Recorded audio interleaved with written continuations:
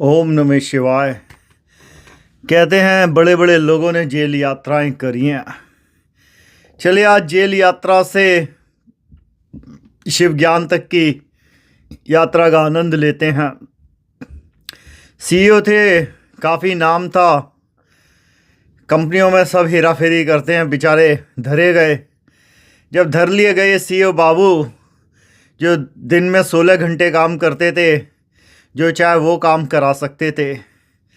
अब जब किस्मत ख़राब हो, इनकी किस्मत ऐसी ख़राब थी, इनको बड़ी बेकार सज़ा दी गई, इनको सॉलिटरी में रखा गया। जब ये पहुँचे सॉलिटरी में ये होता है 6x6 का एक केबिन दे दिया जाता है। तो वहाँ पर आपका किसी से मिलना जुलना नहीं होता, आपको सिर्फ खाना दे दिया जाता है और एक छोटा सा झिर्रा होता है जहाँ से मिलता है। कहीं पे इनका एक आर्टिकल पढ़ा था और उसी बेस पे आज ये कहानी साझा है।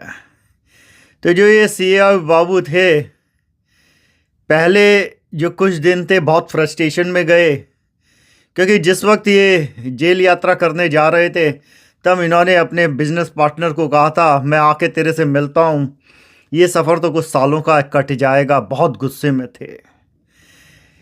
तो जब अब यहाँ पे रहना शुरू हुआ, पहले कुछ दिन बड़ी डिनाइल फैक्टर में गए। डिनाइल फैक्टर वो होता है जो अर्जुन की हालत थी, जिसमें इंसान कहता है ऐसा हुआ नहीं है या मेरे साथ ऐसा नहीं हो सकता। तो इनको भी ये लगा ऐसा कौन सा आदमी है जो इनके साथ है, ये तो जो चाहे वो काम करा लेते थे। खैर धीरे धीरे अब वहाँ पे इनके पास ज़्यादा कुछ और चीज़ें थी नहीं, बेसिक सा इंटरनेट मिलता था थोड़ा टाइम के लिए, तो ये ज़्यादातर खाली रहते। इन्होंने जो था सेल्फ मेड बिलियनर आदमी था ये, तो इसको हमेशा ये लगा कि परमात्मा कोई होता नहीं है, जो कुछ हूँ मैं ही भगवान हूँ, और वो था भी भगवान की तरह। खैर तो इनने पहले शुरू के दिन जो था, एक इसको शब्द लगा, जैसे एमैन बोलते हैं, एक ओंकारा बोलते हैं ओम, इसने ओम से शुरू करा।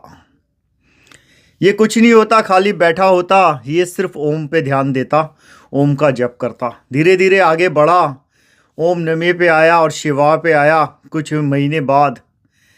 तो जब ये बाहर निकल रहा था, इसको कुछ चीज़ें काफ़ी जो बोध हुई वो ये था, जब ये अकेले बैठा तो इसने देखा कि सत्य सिर्फ स्वयं में है, इसके अलावा बाकी सब झूठ था जो उसने ज़िंदगी जी। और जब ये वहाँ से बाहर निकला तो इसको एक शक्ति की समझ आई, जो